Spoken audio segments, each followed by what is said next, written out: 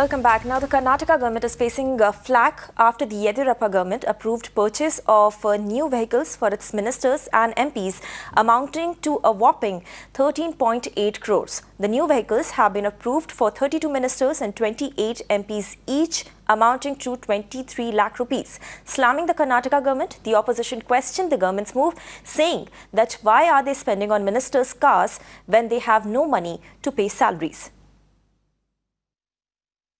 Now for past many months it has been deferred, and more so whatever decision has been taken, it is based on some guidelines.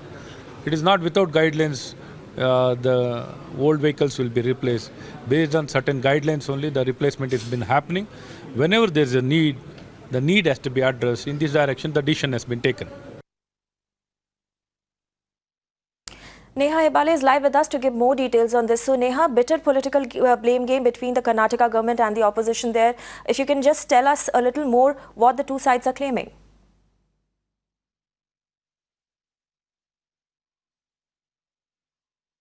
Well, Gauri, right now, in fact, it seems like the Karnataka government's priorities, are splurging on their ministers and, their Lok Sabha member of parliaments over here, rather than, catering to the livelihoods of their own employees. We're seeing how day after day there is, in fact, a new group of government employees whom we come to know of whose salaries have not been cleared.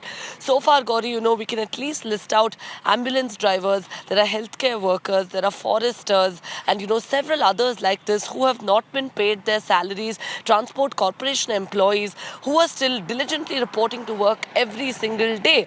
And here you have the government, going ahead and splurging nearly about 14 crores on the ministers merely because, they need to travel comfortably. Now, just to give you a broad understanding, Gauri, what the opposition over here is claiming is that this is something that could have been deferred or that could have waited and better use of this money could have been made.